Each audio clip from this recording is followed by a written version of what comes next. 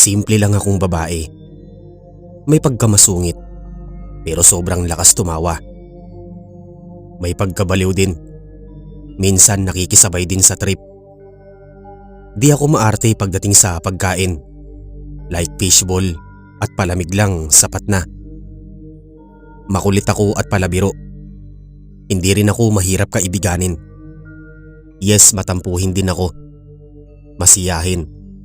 Ako yung tipong ambabaw ng kaligayahan ko. Pero sa totoo lang, mabilis tumulo ang luha ko kasi malambot ang puso ko. Subalit, kahit gaano man kakulay ang buhay ko at sobrang na-enjoy ang teen life ko, may mga oras na sobrang stress ako hanggang sa mauwi sa depresyon buhat nung makilala ko si Martin, ang live-in partner ko. Hindi kasi ako tanggap ng pamilya niya, lalo na ang mama niya. By the way, ako nga pala si Donalyn, tubong Tagbiliran, Bohol. At ang ibabahagi kong kwento ay tungkol sa aking biyanan, ang mother-in-law ko na ubod ng sama. 2009, nang mag-start ang relationship namin ni Martin. Si Martin ay night guard sa isang private cemetery sa Bicol. Ako naman ay isang HR sa isang agency sa Malate. Sa trabaho ko, nakilala ko si Lala at Rabe. Magkapatid po ang dalawa at second cousin naman nila si Martin. Pero that time ay hindi pa kami magkakilala ni Martin. October 18, 2009 nang mag-close ang agency. Marami kasing nagrereklamo ng mga new employee na dinedeploy sa iba't ibang department kung saan wala silang natanggap na benefits. Huli ko na rin nalaman na expired na pala ang lisensya ng agency at nagkaroon ng mga illegal recruitment. Imbis na umuwi ako ng Tagbiliran at magbakasyon kahit isang buwan man lang, ay naisipan ko magbakasyon na lamang sa Bicol. Sumama ako kina Lala at Rabe. Sila naman ang nag-udyok sa akin na sumama ako para makapag-unwind kami kahit papaano. Marami umanong tourist spot sa kanilang lugar. Ganun na nga ang nangyari, Sir Mark. After few days ko sa bahay ng magkapatid, ay aksidente kaming nagkakilala ni Martin. Habang bumibili ako ng snack sa bakery, hindi ko alintana na relatives pala ito ni Lala at Rabe. Gusto ko si Martin. Unang tingin ko pa lang ay interested na ako sa kanya. Nasa kanya ang lahat ng gusto ko sa isang lalaki. Bet ko kasi ang medyo dark skin. Bago ang piyesta ng mga patay, nag-beach muna kami ni Lala at Rabe. Sobrang interesting talaga ng lugar nila. Bukod sa magkabila ang resort, ay marami pang mga isla ang pwedeng puntahan na libre at walang dalang panganib. November 1, 2009, nang muling mag-cross ang landas namin ni Martin. On duty siya habang nagpapatrol sa private cemetery. Sa puntong yon, nagkausap kaming dalawa at ako ang gumawa ng first move kung paano kami magkakaroon ng magandang banding. Nang makaalis si Martin, sinabi ni Rabe na pangit umano ang ugali ng pamilya ni Martin, lalo na ang tita Madel niya. Dagdag pa ni Lala, hindi daw close ng family nila ang side ng kapatid ng mama niya. Pinabulaanan pa ni Rabe na babaero umano si Martin. Nagkaroon na raw ito ng dating ka-live-in at ilang buwan lang nagsama ang dalawa. Sa sobrang womanizer ni Martin, sino-sino na raw ang babaeng dinadala nito sa sementeryo. Sir Mark, naisip ko noon na baka sinisiraan lang ni Rabe ang pinsan niya. Hindi naman sa nagmamaganda ako. Matagal ko nang alam na gusto ako ni Rabe, kahit hindi niya sabihin. Si Lala ang nagpatunay na matagal na akong crush ng kapatid niya. Ako naman ay kaibigan lang talaga ang turing ko sa kanya at ayaw kong masira ang pagkakaibigan namin. Dahil mahigit isang buwan ng bakasyon ko sa Bicol, ay ako ang gumawa ng paraan para magkita kami ni Martin. Dumating sa punto na ang sementeryo ang naging tagpuan naming dalawa. Tuwing hapon umaalis ako sa bahay ng magkapatid para lang makipagkita kay Martin. Hindi naman ako bastos at kaladkaring babae. Kahit papaano, may manners pa rin ako. Nagpapaalam naman ako kay Lala. Minsan nga inaangkas pa ako ni Rave sa motor upang ihatid sa sementeryo. Sa madalas naming pagkikita ay kaagad akong bumigay. Kapag komportable kasi ako sa isang lalaki, ay mabilis lang talaga ako magtiwala. Bago magtapos ang buwan ng Nobyembre, ay may nangyari sa aming dalawa. Pero hindi ako pumayag sa loob ng sementeryo ang first love making namin. Siyempre, naghotel kami. Saka hindi naman si Martin ang unang nakatalik ko. Ang virginity ko kasi ay una kong binigay sa una kong boyfriend na minahal ko ng lubos. Pero sa bandang huli ay iniwan lang ako at pinagpalit sa iba. After love making namin ni Martin ay mas lalo ko siyang minahal. Pero isang beses lang may nangyari sa amin. Isa pa, hindi naman ako uhaw sa sex. Noong bumalik ako sa Maynila kasama si Lala for job interview, ay hindi ko maiwasan malungkot. Madali lang sa amin makapag-work dahil may mga kaibigan kaming HR sa ibang department. Samantalang si Rave naman ay nag-work sa ibang company. Nagkaroon ng distance si Rave simula nung maging kami ni Martin. Alam kong nagsiselos siya. Kahit long distance ang relationship namin ni Martin, ay hindi nawawala ang komunikasyon naming dalawa. Kaso nga lang ako pa ang tumatawag sa kanya. Makalipas ang isang buwan ay nagbago ang ugali ko. May sinyalis na buntis ako.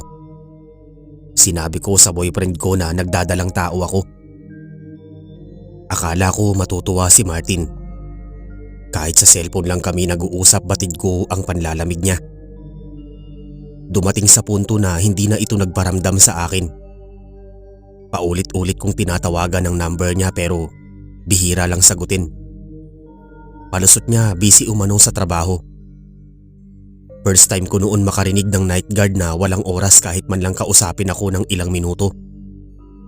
Pagbabantay lang naman sa sementeryo ang ginagawa niya. At anytime pwede siyang gumamit ng cellphone kung gugustuhin niya. Sir Mark, dahil natatakot ako noon na maging isang dalagang ina, ay kaagad akong nag-resign sa trabaho. May savings naman ako kaya hindi nagdalawang isip umuwi ng Bicol. Sinabihan pa ako ni Lala na tanga dahil sa pagiging marupok ko. May punto naman ang sinabi ng kaibigan ko. Literal na tanga talaga ako pagdating sa pag-ibig. Anong magagawa ko mahal ko yung tao. Sir Mark, labis ang pagkagulat ni Martin sa muli naming pagkikita. Kakauwi lang niya galing sa duty.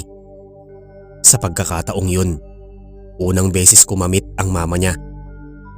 Tama nga si Rave, ang pangit ng ugali ni Tita Madel. Ang malditang ina ni Martin.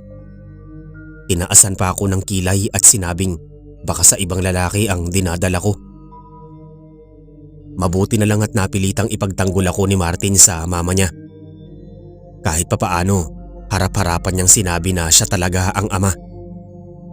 Kahit labag sa loob ng future mother-in-law ko na maging bahagi ng pamilya nila, ay tinanggap niya ako. Akala ko magiging madali lang ang buhay ko.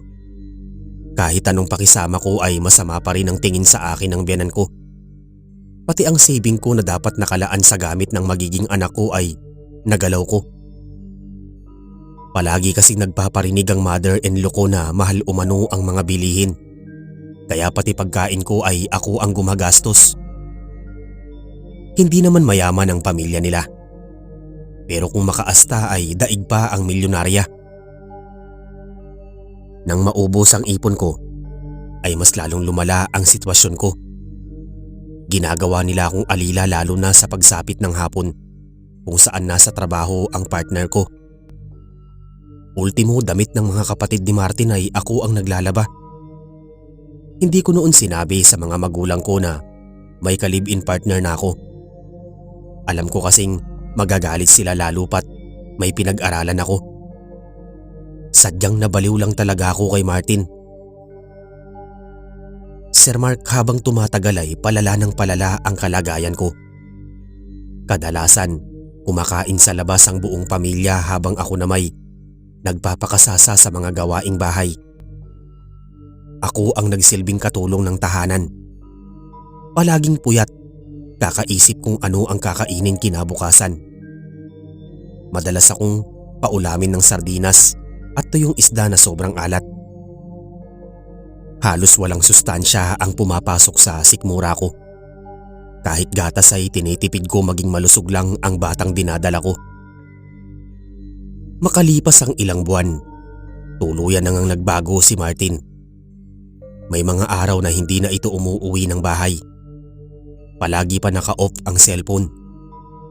Kapag tinatanong ko ang biyenan kong babae, sasabihin lang nito na nasa barracks umano natulog ang anak niya. Umabot sa punto na sa iba ko pa talaga nalaman na may ibang babae pala si Martin. Manang Leng, pwede ba ako makautang ng biskwit at gatas? Babayaran ko naman agad bukas. Hindi pa kasi umuuwi ang asawa ko simula pa kahapon. Nahihiyang sabi ko sa ginang at yun ang unang beses na nangutang ako sa tindahan. Si Aling Leng din ang nagsumbong na may ibang babae si Martin. Kawawa ka naman, Donalyn. Eto ang biskwit at gatas. Kahit wag mo nang bayaran. Kung ako sa'yo, iwanan mo na ang Martin na yan. Bukod sa babaero na, ang pangit pa ng ugali ng pamilya nila. Lalo na yang si Madel. Ngumiti lang ako at nagpasalamat. Sinabi ko ulit babayaran ko bukas ang utang ko. Kinabukasan umuwi si Martin na amoy alak. Amoy pabango pa ng babae ang suot na damit. Hindi na ako nagtanong pa. Ang mahalaga, umuwi siya. Humingi ako ng pera sa kanya pambayad sa inutang ko kahapon. Pero ang sagot niya, wala umano siyang pera. Pinigilan kong umiyak. Ang ginawa ko ay nag-text ako kay Lala upang manghiram ng pera. Nagkataong si Ray bang nakabasa dahil naiwan ng kapatid niya ang cellphone at magkasama na ang dalawa sa iisang apartment buhat noong mag-resign ako sa trabaho. Sir Mark, tinawagan ako ni Ray. Hindi ko mapigilang umiyak. Upang masabi ko ang mga hinanakit ko ay lumabas ako ng bahay at ibinuhos ang sama ng loob sa pamilya ng asawa ko. Sobrang bait talaga ni Ray. Nangako siya na padadalhan niya ako ng pera at wag ko umano ipapaalam sa pinsan niya. Laking gulat ko nung padalhan ako ni Ray. Sabi ko kaunti lang pero kalahati ng sahod niya ang pinadala niya sa akin. Itinago ko ang pera upang may madukot ako sa mga oras na may kailangan akong bilhin. Sina Lala at Ray ang naging stress reliever ko. Palagi kong nakaka-text si Ray. Hindi kasi kami pwedeng mag-usap sa gabi at baka ano pa ang isipin ng biyenan kong babae. That time kasi ay nasa ibang bansa ang father-in-law ko. Isang araw, maagang umuwi si Martin na mainit ang ulo. Dahil kampante naman ako ay nakasanayan ko iwan ang cellphone ko sa ibabaw ng tukador. Wala naman akong dapat itago at saka nangako naman si Martin na pakakasalan niya ako kahit batid kong malabo. Kumbaga umaasa lang ako sa wala at naniniwala sa paulit-ulit na pangako. Habang nagpaplansya ako ng uniforme na gagamitin niya mamayang hapon, nakita kong kinuha ni Martin ang cellphone ko. Wala pang ang isang minuto ay napasigaw ito at ibinato sa ulo ko ang cellphone. Napaimpit ako sa sobrang sakit hanggang sa maramdaman ko ang pagdaloy ng dugo. Sir Mark, pinagmumura ako ni Martin. Tinadyakan pa ako sa ulo kahit nagdurugo na ito. Ni Martin, tama nga ang nanay niya na palagi akong may katext sa gabi. Nagtataka naman ako kung paano ito nalaman ng biyenan ko. Siguro palihim itong nagmamasid sa gabi kahit sa oras ng pagtulog ko. Sa lakas ng pagkakasipa ay bumagsak ako sa sahig. Nauntog ang ulo ko at napaso pa ng plansya ang hita ko. Napasigaw ako ng malakas. Humingi ng tulong gawa ng di ako makatayo. Malaki na kasi noon ang tiyan ko. 3 buwan na lang ay manganganak na ako. Akala ko sapat na ang pananakit ni Martin. Pero muli niya akong pinagbuhatan ng kamay. Sa halip na tulungan ako ng biyenan ko ay minanduhan pa nito ang anak na may relasyon umano kami ni Rave, na lalong nagpalala ng sitwasyon. Hindi na ako nakapagtimpi pa ng mga oras na yon. Nakapagbitaw ako ng masasakit na salita. Gumanti ako sa biyenan ko. Sinabi ko na ubod siya ng sama at walang kwentang ina. Kaya naman sinabunutan niya ako. Kahit nakahandusay ako sa sahig ay lumaban ako. Nakipaghilaan ako ng buhok hanggang sa magtulungan ng mag-ina, Sir Mark. Kinawawa nila ako. Sampal at suntok ang tinamuko sa muka. Natanggalan pa nga ako ng isang ngipin buhat nang matanggap ko ang huling suntok. Paulit-ulit akong humingi ng saklolo.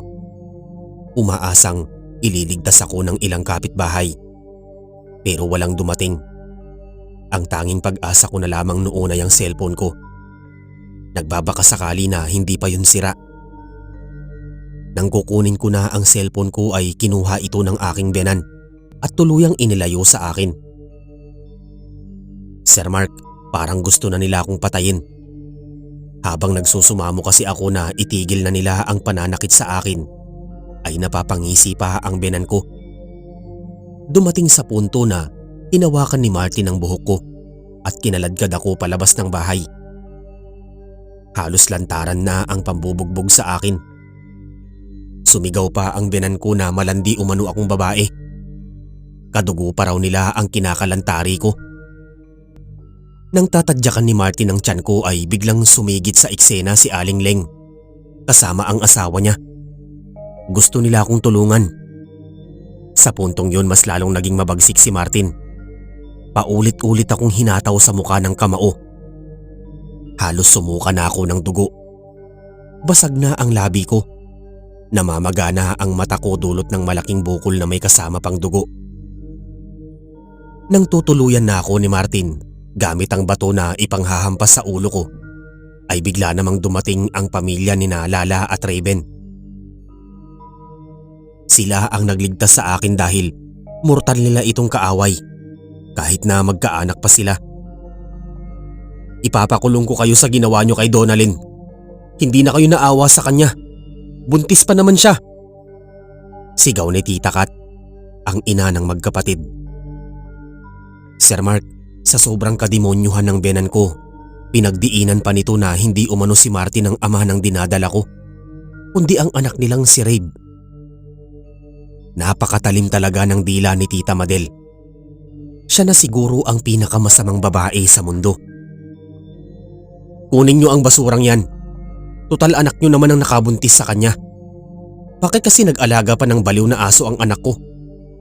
Martin, ibigay mo na sa kanila ang babaeng yan at baka mapatay ko pa siya. Ani Tita Madel. Pinagtatapo ng mga damit ko palabas ng bahay na parang basura. Akala ko magdedemanda ang mga magulang ni Lala at Raven. Sabi kasi nila ipapakulong nila ang mag-ina. Pero iba ang nangyari nung makita nila na 3 sa ngipin ko ang nawawala. Gusto ko magsumbong sa mga pulis ngunit pinigilan ako ni Tita Kat. Nang malaman ni Raven ang dinanas ko sa kamay ng mag-ina ay napauwi ito nang wala sa oras. At nang makita ni Rave ang itsura ko ay binalak niyang puntahan si Martin. Nais niyang iganti ako ngunit pinigilan siya ng mga magulang niya. Hindi ko alam kung bakit. Pero ako, gusto ko talagang makabawi sa pananakit nila sa akin, lalo na sa aking biyanan. Kung malakas lang ako noon, papatayin ko siya. Nawala na rin ang pagmamahal ko kay Martin sa ginawa niyang panggugulpi sa akin. Mabuti na lang at ligtas ang bata sa loob ng tiyan ko. Sir Mark, nanatili si Rave sa aking tabi habang Nagpapagaling ako sa kanilang tahanan. Dama ko ang init ng kanyang pagkalinga at naisip na sana siya na lang ang minahal ko. Kaso hanggang kaibigan lang talaga ang turing ko sa kanya. Sa paghilom ng aking mga sugat ay isang matandang babae ang masinsinang kinausap ni Tita Kat. Napatingin pa ang ali sa ibinigay na larawan ng may bahay. Hindi ko alam kung kaninong larawan yun. Kinabukasan magkasama kaming bumalik ni Rave ng Maynila. Sa apartment din nila ako nakituloy at muling nakasama si Lala. Nang tuluyang gumaling ang mga pinsala ko ay umuwi ako ng Bohol kasama si Rave. Nagpanggap si Rave bilang ama ng dinadala ko upang hindi magbago ang tingin sa akin ng mga magulang ko. Natatakot kasi ako malaman ng pamilya ko na disgrasyada akong babae, lalo't hindi ko pa nasabi sa kanila na nagdadalang tao ako. Ginampanan namin ni Rave ang pagiging mag-asawa. Natutulog kami sa iisang silid upang hindi magduda ang mga magulang ko. Makalipas ang ilang buwan kung saan manganganak na ako ay tumawag si Lala. Sabi niya patay na umano si Tita Madel. Nagsuka umano ito ng dugo na may kasamang insekto. Nagsimula daw ang sakit nito nang umalis kami ng Bicol. Dagdag pa ni Lala, may sinyalis na binarang daw ito. Makalipas ang ilang araw matapos ang libing ng biyanan ko, ay si Martin naman ang sunod na binawian ng buhay. Natagpuan ang bangkay ni Martin sa loob mismo ng sementeryo. Nakabulagta sa lupa at dilat na dilat ang mga mata. Ang katawan niya ay pinamumugaran ng malalaking bangaw. Ngunit nagtataka ang gwardiya na nakaduty pang umaga kung bakit nilalangaw ang katawan nito, gayong wala namang sugat ang katawan. Ang mas nakakahindik pa ay pinamamahayan umano ng bulate ang bibig ni Martin. Walang sinyalis ng pagpatay. Walang bakas ng bala at tusok ng patalim. Sir Mark, hindi ako nabigla sa ibinalita ni Lala. Sa halip, natuwa pa ako sa kanilang pagkamatay. Gayunpaman may ideya na ako kung sino ang may gawa nun. Ang matandang babae na kinontrata ni Tita Kat nung gabing yun. Batid kong kahit si Rave ay may alam sa mga nangyari. Nang maisilang ko ang sanggol, ipinagpatuloy ni Rave ang pagpapanggap bilang isang ama ng anak ko. Pinagtakpan niya ang mga kamalian kong nagawa. Dahil sa mga ginawa niyang sakripisyo ay napaibig ako sa kanya. Minahal ko si Rave, Sir Mark, hanggang sa inalok niya ako ng kasal na hindi ko naman tinanggihan. Sa probinsya kami nagpakasal at tahimik na namuhay. Di nagtagal nagkaroon kami ni Rave ng sarili naming supling.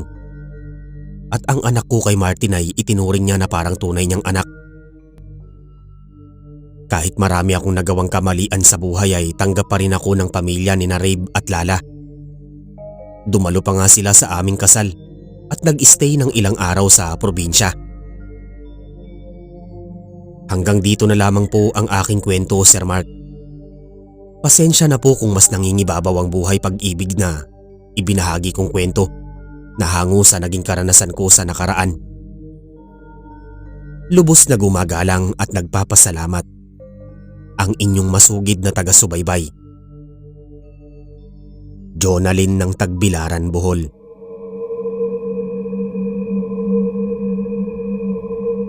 Yan po mga kasandata. Maraming salamat po sa pakikinig sa episode natin ngayong gabi.